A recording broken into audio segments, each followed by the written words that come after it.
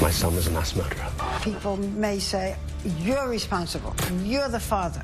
Why didn't you do more?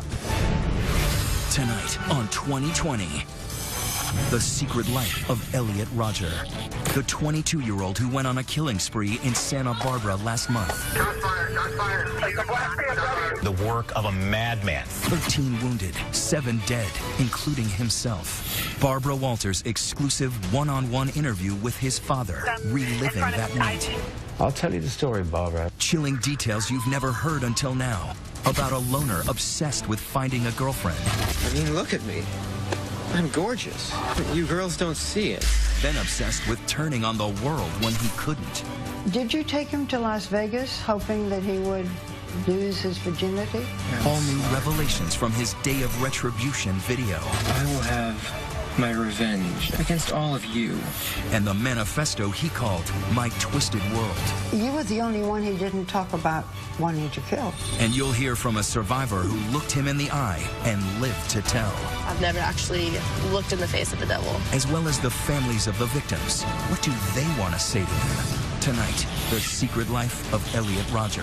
How do you mourn a child whom others vilify? Here now, David Muir and Elizabeth Vargas. Tonight, a 2020 exclusive about something that was happening exactly 5 weeks ago at this very hour. An 8-minute drive-by massacre that was actually years in the making. And Elizabeth, right here tonight, as you know, the father of that young killer speaking out only to Barbara Walters. As you know, Barbara retired from hosting The View, but said she'd return on special assignment for us. And tonight, she's back. Well, I thank you, David and Elizabeth, because tonight this is special. It's a milestone. The very first time that a parent of a mass murderer has ever spoken on television. Peter Rodger tells us he is doing this to show other parents the warning signs that he missed and what changes we desperately need in the mental health care system so that no one has to go through the night that changed his life and so many others forever. On a quiet Memorial Day weekend, Peter Rodger and his wife were hurtling down the highway from Los Angeles to Santa Barbara. It was a 100-mile journey of terror. I have to save my son. I have to get to Santa Barbara now. Peter Rodger had just seen a disturbing video that his son Elliot had posted on YouTube. I hate all of you. I can't wait to give you exactly what you deserve. Utter annihilation. What went through your mind?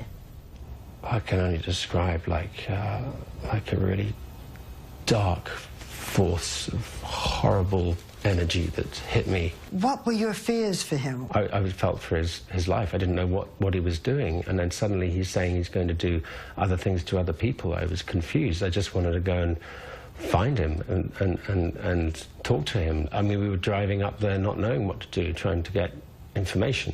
Peter Rodger was on a mission to prevent a massacre, but halfway to his destination, suddenly, he heard the reports. Breaking news right now out of Isla Vista, where we are getting reports of a shooting. There are unconfirmed reports that there may be as many as 3 victims, possibly a fatality. The death toll could be climbing. Shots fired, shots fired. Did you know that this was your son, the shooter? No. God, good Lord, no. We were just driving up there in absolute fear for him and confusion. Witnesses say a BMW with 2 people inside had people open fire and also run over people. I was hearing, you know, reports of a black BMW, and I was going, oh, no, no, no. And we were on the phone at the same time to the police, and they were saying, we don't have any information for you, no information. The driver of that BMW was his 22-year-old son, Elliot. Santa Barbara County Sheriff Bill Brown is calling the mass shooting the work of a madman, but say at this time the threat appears to be over and the suspect is dead. 7 people died that night, including the shooter, Elliot Rodger. 13 others were hospitalized. For Peter Rodger, those memories are a waking nightmare. How are you? Every night I go to sleep. I wake up and I think of those young men and young women that have died and that were injured and were terrorized. And my son did that When you wake up in the morning, what do you think? It's like a reverse nightmare situation. When you go to sleep normally, you have a nightmare and you wake up and, oh, everything's okay. Yeah. Now I go to sleep, I might have a nice dream. And then I wake up and then slowly the truth of what happened dawns on me. And, you know, that is that my son was a mass murderer. And then I think about the victims and I think about what he did. And I'm trying to process it. But who was the young man behind the rampage, and why did he do it? Hi, Elliot Rodger here. Were there clues in the disturbing jigsaw of videos he left behind? And what were his 137-page so-called manifesto reveal about the private agony of a psychotic mind? Its title, My Twisted World.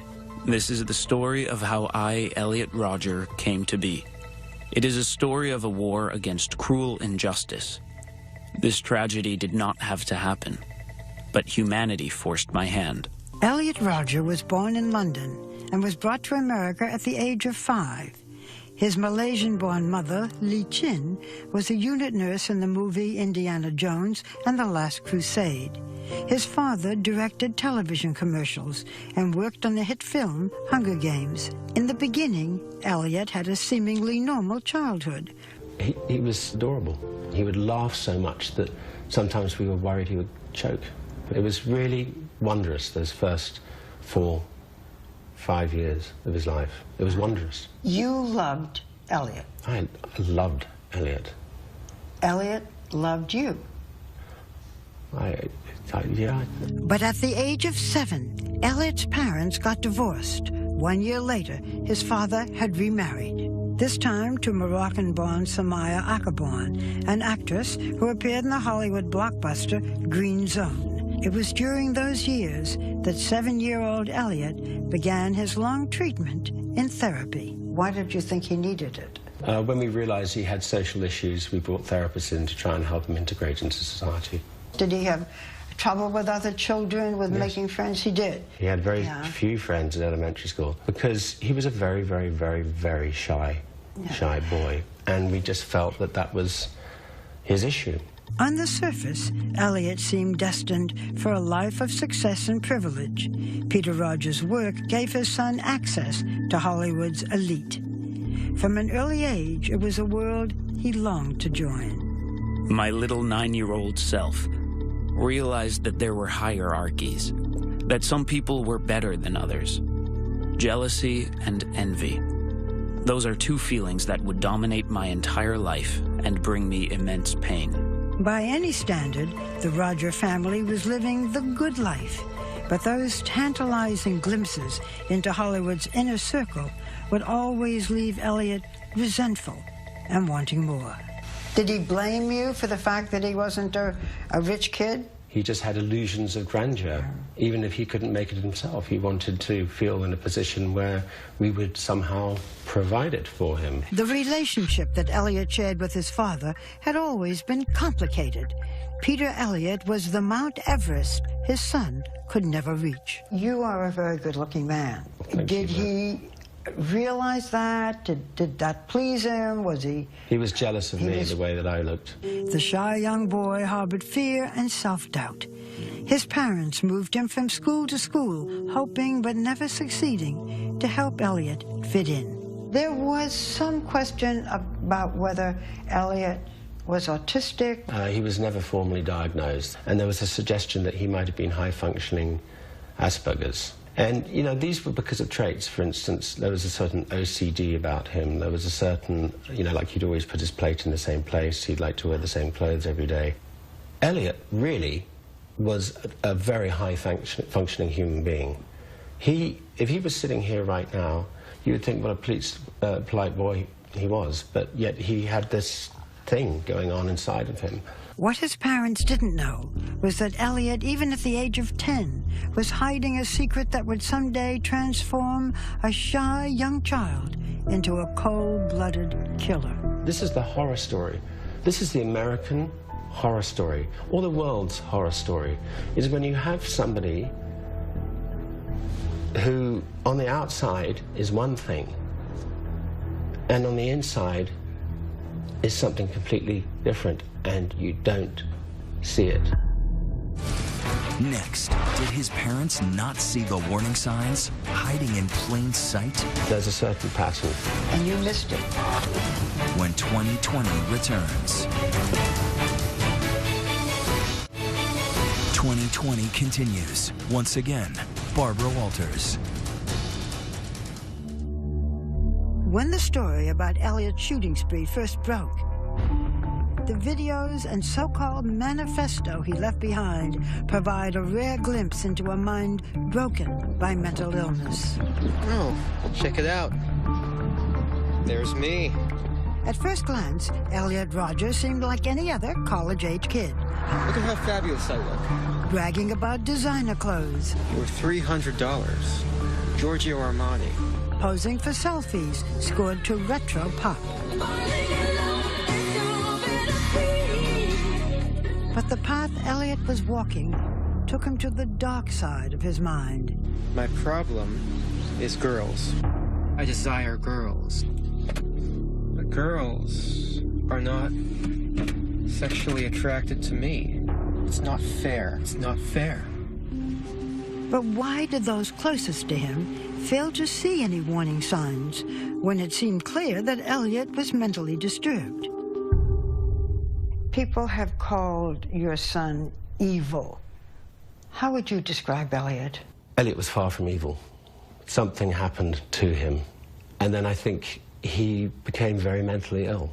What I don't get is we didn't see this coming at all. None of us. But there were clues hidden in those early years that Peter Rodger now admits he missed. The lonely young boy had grown into an introverted teenager. By the age of 13, he had walled himself into a cyber world. His constant companions, the characters in the video game World of Warcraft. In high school, Elliot was a loner, bullied by his peers. They threw food at him during lunch and shoved him into lockers. I was an innocent, scared little boy trapped in a jungle full of malicious predators, and I was shown no mercy. He was afraid of boys and girls? He felt he had an inability to get along with them. And this is when we realized that he had a real fear of other human beings, of other kids his age. Elliot fled from 2 high schools before finding refuge at a tiny 100-student school called Independence High, a school with a mission to help troubled children, like the boy they called our Elliot. There was never a time in working with him or knowing him that I ever felt like his inability to interact socially would ever have led me to believe that this kind of rage was building inside of him. Never. But the isolation hit a firestorm of frustration and anger. Its target during those teen years was sex. Finding out about sex is one of the things that truly destroyed my entire life. Sex. The very word fills me with hate. I would always covet it. I would always fantasize about it, but I would never get it. Elliot had always been fascinated and repelled by sex. His first glimpse of pornography horrified him. I couldn't imagine human beings doing such things with each other. The sight was shocking and arousing. I was quite shaken for a few days. Did you talk to Elliot about sex? Yeah. What did you say? How it's so important to present yourself as a human being from the heart outwards and not to be weird. And I say weird because it is weird when you think girls are going to throw themselves at you. As a teenager, he described his interest in girls, but he said, I'm quoting again, "There is no way I could ever get them, and so my starvation began." Did he talk about this? He was always obsessive about this one issue. Obsessive about which issue? About not getting a girlfriend. girlfriend. But here's the thing. According to this journal and according to his acts, he was already planning heinous things in response to this emotional thing in his head that none of us could really see. Elliot was tormented by the sight of pretty girls and public affection. Even his favorite haven at the Griffith Park Observatory became a reminder of failure. I don't understand you girls. It's like Your sexual attraction is flawed. It's perverted. You're attracted to the wrong kind of guy. You should be attracted to guys like me. Beautiful, magnificent guys. I saw sex as an evil and barbaric act, all because I wasn't able to have it. This was the major turning point. If I can't have it, I will destroy it. If Elliot had had the sex that he says he wanted so much, would things have been different? I don't think so, because I think he had a condition. He had a very seriously advanced mental condition, and I think that whatever would have happened, even if he got a girlfriend, wouldn't have been able to have made him into the happy human being we wanted him to be. Did you take him to Las Vegas hoping that he would lose his virginity? No, I suggested to him that perhaps, you know, if his blocking point was having sex, then perhaps, you know, in Las Vegas there might be an opportunity where it's legal for him to have sex. But he didn't want to go? He didn't want to go because he wanted to be loved for his heart. Retrospectively, I think it wouldn't have helped at all. It wouldn't have? No, because retrospectively I realized how sick he was. But you know you can have these same things and not have another Elliot. You can have kids who are frustrated and don't have girlfriends or boyfriends or, you know. No, but when you put a combination together, there's a certain pattern. And I think it's important to talk about those patterns. And you missed it. Yeah, too right I missed it. I wish I could turn the clock back for the victims, for our family, for all the scars out there.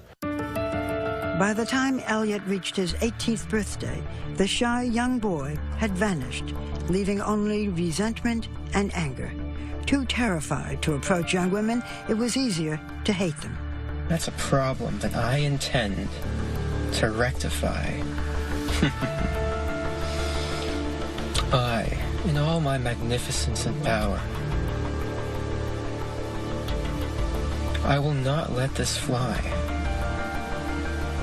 It's an injustice that needs to be dealt with.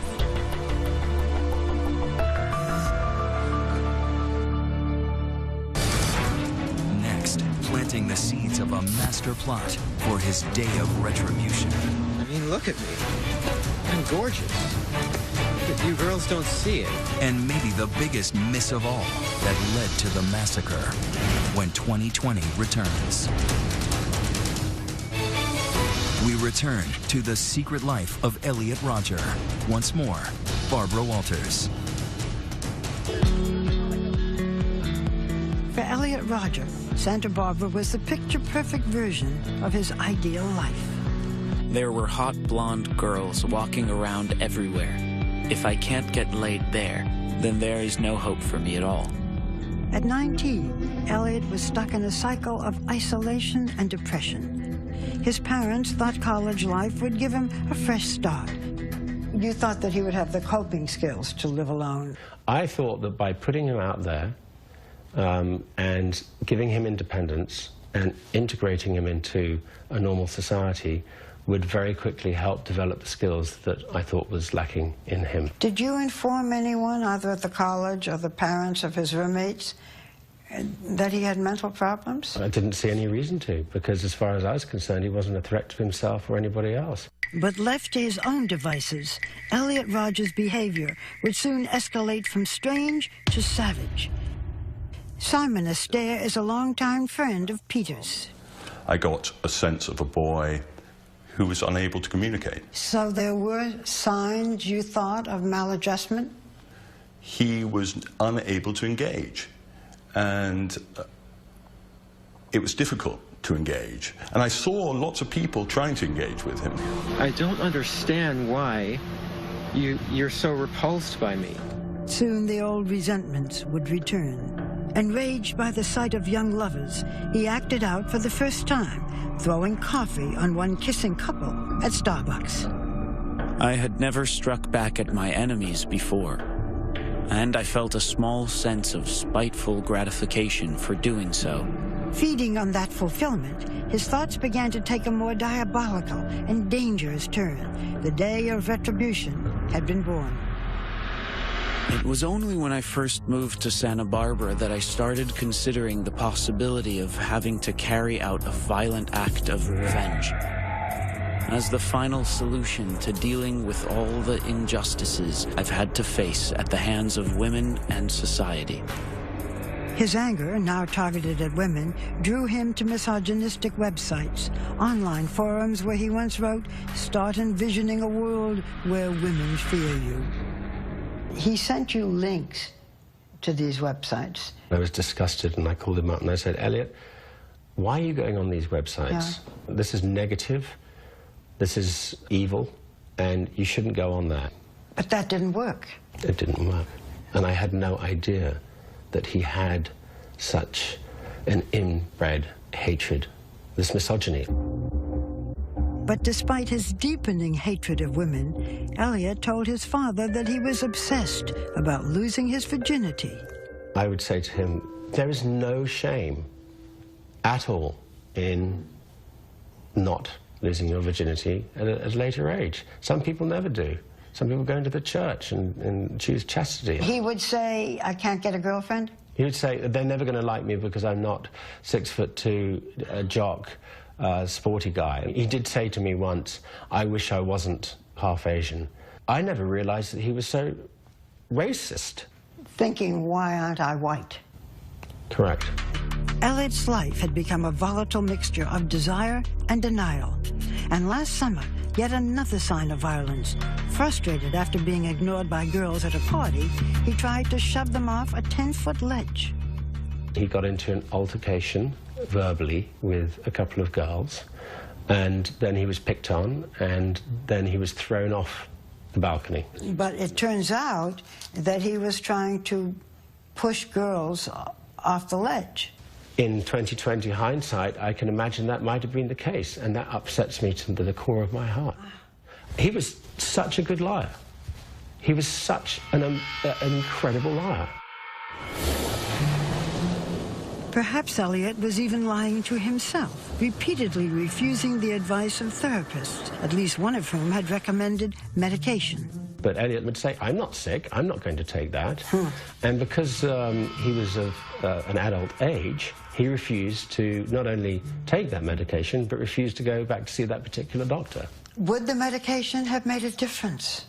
According to his doctor, it would have made a hell of a lot of difference. There are people who say that a father with a mentally unstable son should not have allowed Elliot to live on his own. I didn't know I had a mentally unstable son. I had no idea. He had a secret life that he became incredibly brilliant at hiding. Hey, Elliot Rodger here. But that secret life was spinning out of control. There's me, all my fabulousness. With no official diagnosis of mental illness, he bought not one, but 3 handguns. Elliot had launched his plan for Retribution Day. As I fired my first few rounds, I felt so sick to my stomach. There I was, practicing shooting with real guns because I had a plan to carry out a massacre. Why did things have to be this way? It's my place of refuge. Then a pivotal moment when Elliot's plot might have been completely foiled. His mother finding one of those bizarre videos on YouTube. My life is so lonely and mundane. She wanted to have a mental assessment of him. It just turns out that there is no way that you can actually do that unless he voluntarily does it or unless he commits a crime. Did Elliot volunteer? Would he have done it? No. He didn't. Of course not. She alerted the police. Yes, and what happened? 323 to 58. 6 officers arrived at Elliot's apartment and knocked on the door. And Elliot was a very, very polite, kind, well-spoken, well-dressed individual. And he managed to say, "We've got nothing to worry about." If they had demanded to search my room, that would have ended everything. For a few horrible seconds, I thought it was all over. But the police neither watched the YouTube videos nor ran a background check for purchasing guns. And this is where the system, I think, failed. If somebody's going to do a welfare check, surely they should do a gun check. on the way, because how's somebody going to do something to themselves if they feel they're a danger? It takes 90 seconds to do a gun check, and his whole scheme would have been over and thwarted. I'd like to make something very, very clear though, Barbara. I'm really not pointing any fingers whatsoever at the Santa Barbara Police Department. That was the turning point between life and death, a missed moment that began the countdown to Elliot's day of retribution. Well, this is my last video. It all has to come to this. The day in which I will have my revenge against humanity, against all of you. Next, 3 years of planning, finally becoming 8 minutes of madness. Frank 25 gunshot turn here. The black BMW. Witnesses, survivors. He shot and I just felt the wind like pass right by my face. And the surprise murders he didn't go through with. When we return.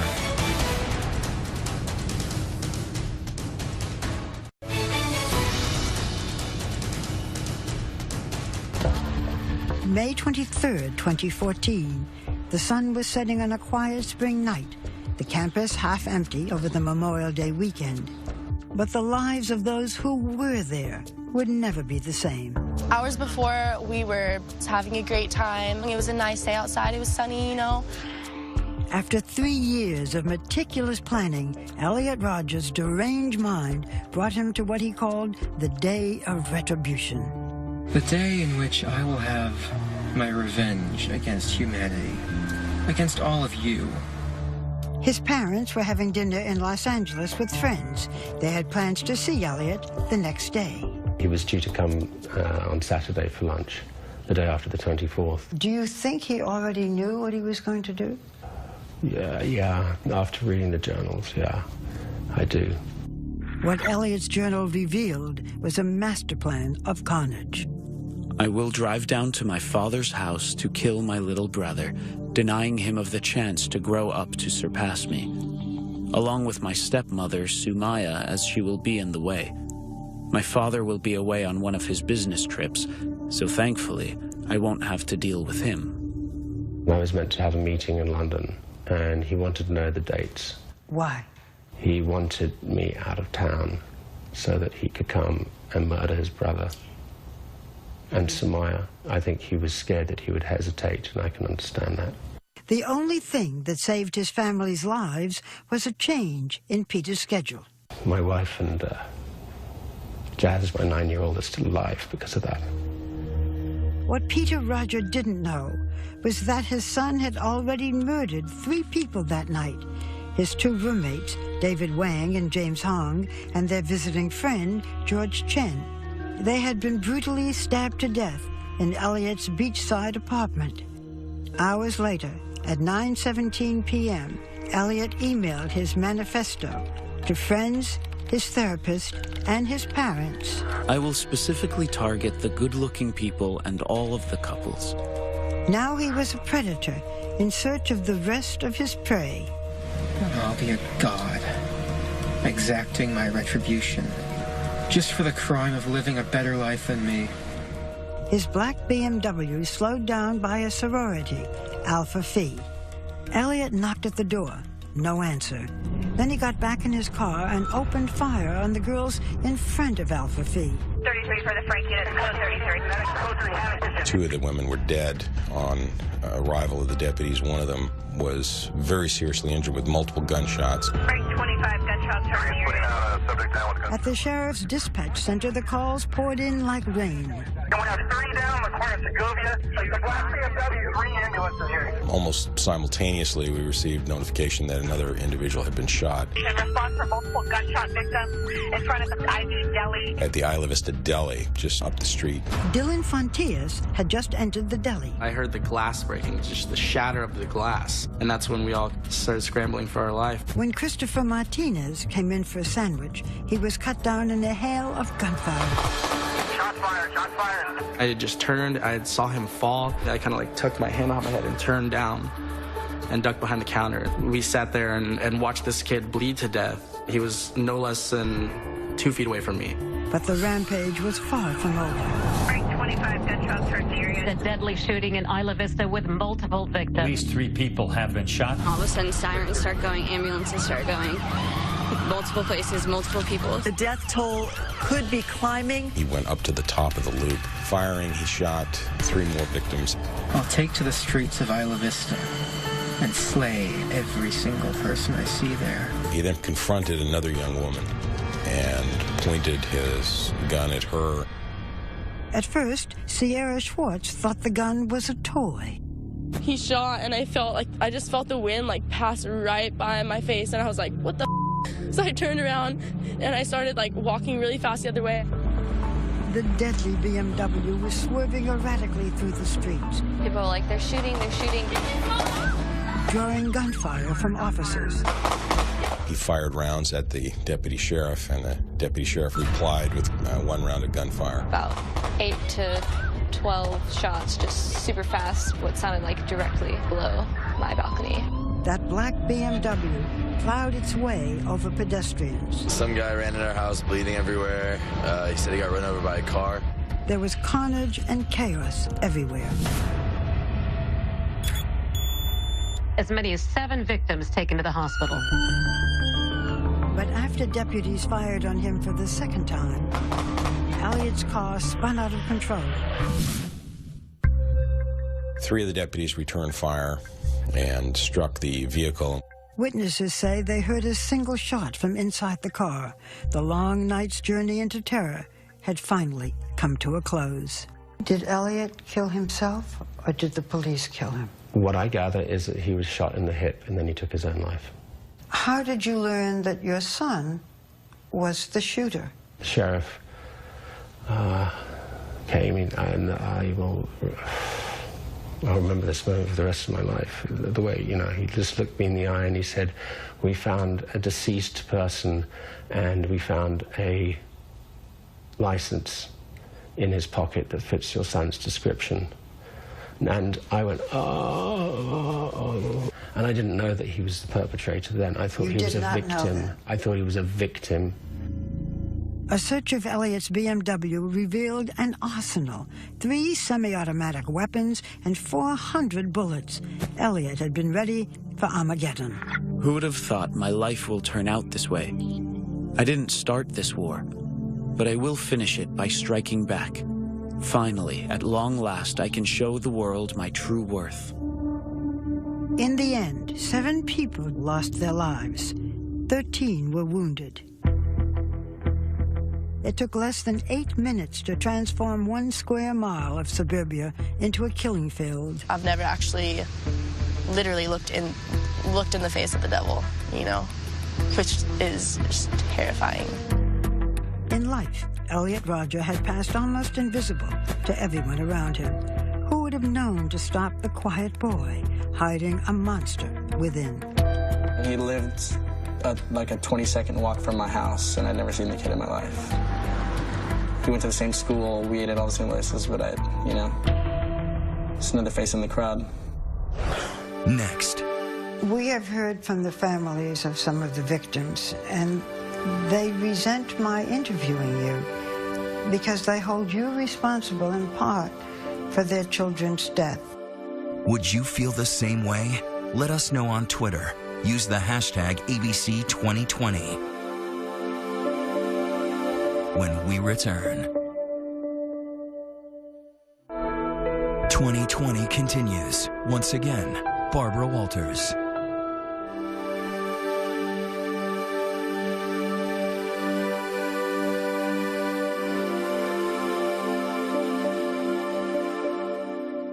Isla Vista, a picturesque college community, was shattered by grief. I just don't know why this happened to our son. It's crazy. This just doesn't make any sense. Her son, George Chen, was only 19. We would die 100 times, 1,000 times, but we don't want our kids to get hurt. A junior at UC Santa Barbara, George Chen was visiting his friends David Wang and James Hong, who are Elliot Rodger's roommates. the boys dreamed of one day starting a computer business together. And there are the two sorority sisters headed home that night from a day of senior week activities, excited about the summer ahead and looking forward to a future that will now never come. Catherine Cooper dreamed of being a museum curator. She was very bubbly, and she had that smile. She just made you smile, and she was like the brightest girl in the room. Her math whiz sorority sister, Veronica Weiss, was described as wise beyond her 19 years. If it had been somebody else, she'd be the one here picking us up right now. Sorry. Have you reached out to the victims, to the families? I haven't reached out to them because I think that they needed to have space and time, and I think it would have been inappropriate. Chin Rodger, Elliot's mother, has chosen to remain silent, instead telling us in a statement, "I feel the world's attention should be focused on supporting the victims' loved ones and remembering the beautiful lives that were so tragically lost." We have heard from the families of some of the victims, and they resent my interviewing you because they hold you responsible in part for their children's death. What do you say to them? I wish I could turn back the clock. I wish that these families didn't have to go through this terrible ordeal. It's very hard for them to understand that I didn't know the monster that was in my son. But one parent did reach out. Just weeks after that night, Rodger met with Richard Martinez, two fathers embracing, searching for common ground. It was the most moving meeting I've had in my life. Martinez's son Christopher was 20 years old when he became the last of Elliot Rodger's victims, shot as he was entering that deli. He was an only child? He was our only child. Your only child. Yes. He was quiet, kind, humble, graceful, funny, and at the same time one of the most competitive people you would ever meet. In the aftermath of his tragic loss, Martinez made an impassioned speech blaming the NRA for his son's death. They talk about gun rights. What about Chris's right to live? When will this insanity stop? When will enough people say, we don't have to live like this? Too many have died. We should say to ourselves, not one more. Thank you. That's it. I would like to introduce you to Richard Martinez. Martinez is spending his time now focusing on a campaign to bring about what he calls common sense laws to reduce gun violence. No parent should have to go through this. The only thing I have left, really, is to try to find some meaning in my son's death. Like Martinez, Peter Rodger also has a mission. Why did you decide that you would speak out? The only reason I'm here is to tell his story, to try and stop this happening again. What do you hope that it will accomplish? I think that there's an awful lot that can be done in this country to help families that might have another Elliot. There are holes in the mental health system, and I think that that's really got to be looked at. In death as in life, his relationship with his son remains complicated. The family of Adam Lanza have said that they wished that their son had never been born. Do you ever feel that way? That's a loaded question, Barbara. A part of me says yes. And the reason is because he did an awful lot of harm to young men and young women who didn't deserve to die. And my son did it. How do you mourn a child whom others vilify? It's very hard, Barbara. After reading the journal, I had a lot of anger for him. And I think my job now is to try and replace that anger with love and forgiveness. But at the same time, I'm also haunted by the pain and the suffering and the terrorizing that this sick human being did to others. And I have to live with that for the rest of my life. We thank Peter Rodger for opening up his family's life to us. If you have a child whom you think needs mental health advice, go to our website at abcnews.com for more resources. When we come back, big news about our colleague, David Muir. We're back here tonight with a personal note about my friend, David Muir. Big news this week, if you haven't heard. Diane Sawyer is starting a brand new adventure here at ABC. George Stephanopoulos taking on a larger role with breaking news and special events. And our friend David becoming the anchor and managing editor of World News. Congratulations, but you are not leaving us here at 2020. I'm not leaving you. You're stuck with me. Good. All right, so Elizabeth and I will see you right back here next Friday night. I'm David Muir, and thank you, Elizabeth. And I'm Elizabeth Vargas for Barbara and all of us here at 2020 and ABC News. Good night, and have a great weekend. Every day, more Americans choose ABC News, America's #1 news source. The show everyone's talking about, Rising Star, live Sunday on ABC.